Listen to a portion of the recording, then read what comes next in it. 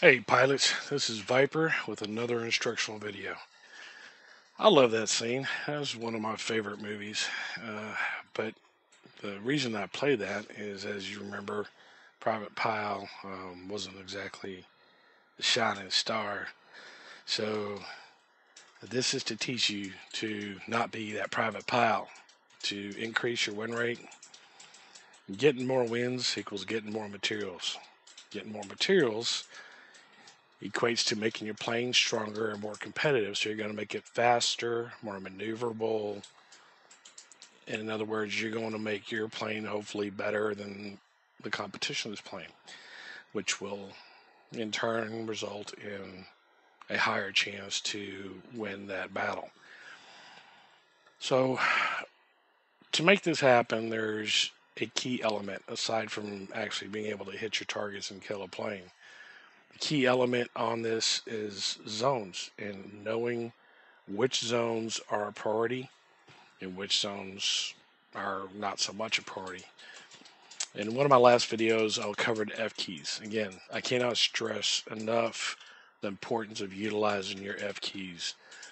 So if you're going to a primary base, and I'm prefacing all this with this because it is that important, and let's say there's a base of least importance, you can use your F2 key to send bots that way.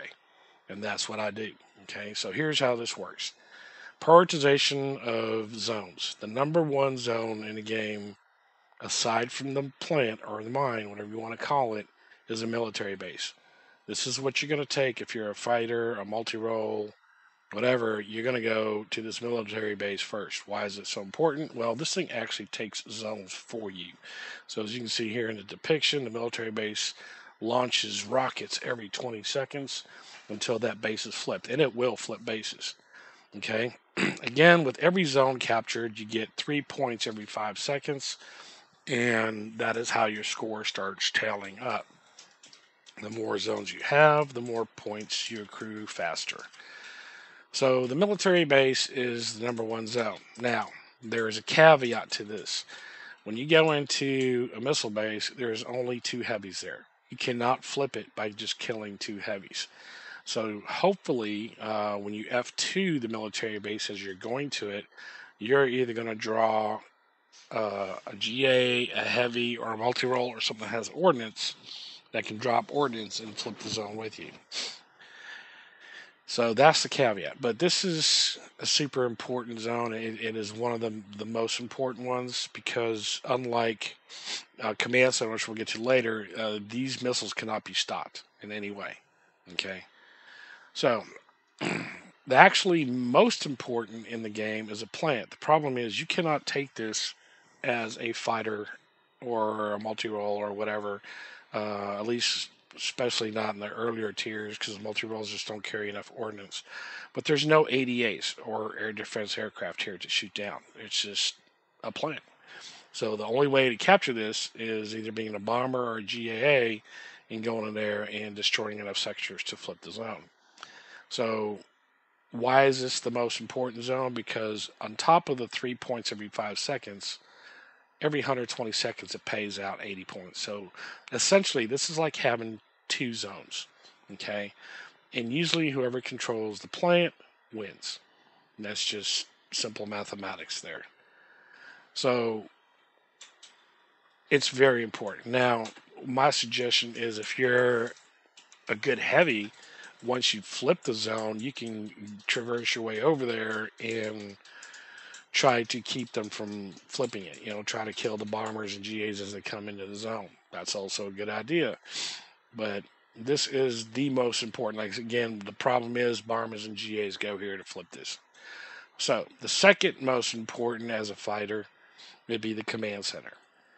The command center targets flip zone. So let's say the enemy team flips a garrison right outside their spawn point within the first minute of the game, and you flip the command center. Well, it's going to send an attack flight of 5 bombers every 110 seconds until that garrison flips.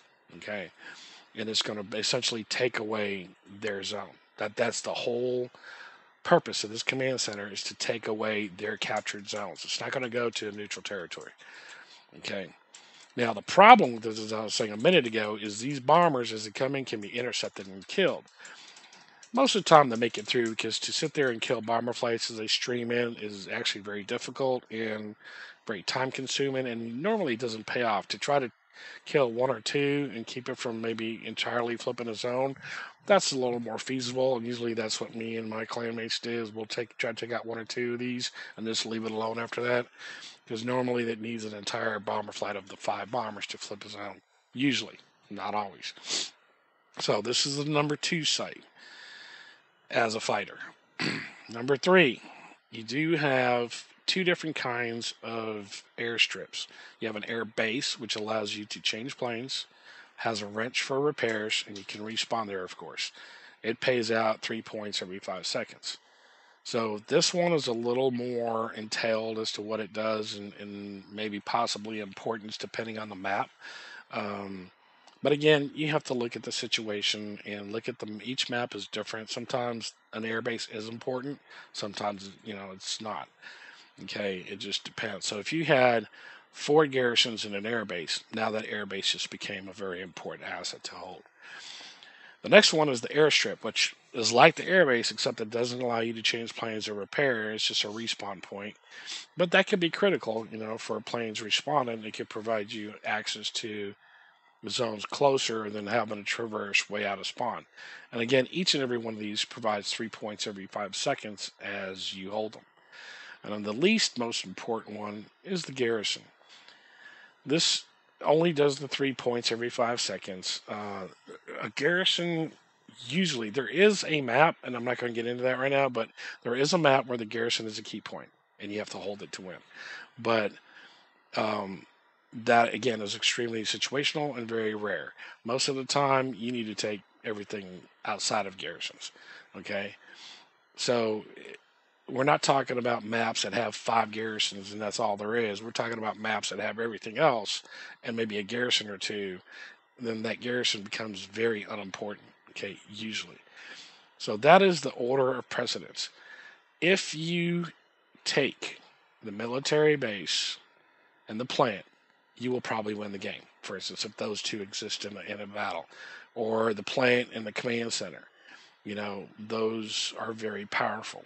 These are the priority sectors right here. So again, the military base, the plant, and the command center are the priority sectors in the game. These are the 3 most important sections. The other ones are just gravy. Okay, so you have your meat up here and you have your potatoes down here. And you're not going to win the game eating potatoes. You got to win the game eating your steak, so to speak. So you got to look at what's what. You got to assess what you're dealing with. So like when you see an airstrip, you got to assess, is it an airstrip or is it an air base? You got to know the difference. Okay. Sometimes, again, on certain maps, this makes a difference. Okay. So it might be a secondary object. So let's say there's a command center, a plant, a couple garrisons, and an air base. Now that air base can have a level of importance depending on where it's situated and what's going on that map. Okay, I'm not saying it's a priority as a number 1 target, but it would probably be a very good secondary target to go capture. It depends. You got to know your maps. All right, so that is the scoop on priority targets and how to increase your win rates. Again, increasing your win rates gives you materials, and with those materials, it allows you to just be better. This is a little piece of history. I thought it was just cool to share. This is an F4 Delta Phantom 2. It's just an absolutely beautiful plane.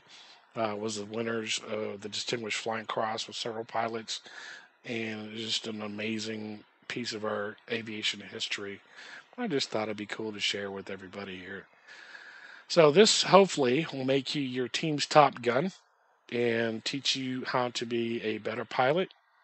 And overall, give you the strength and knowledge to do what it takes to increase your win rate.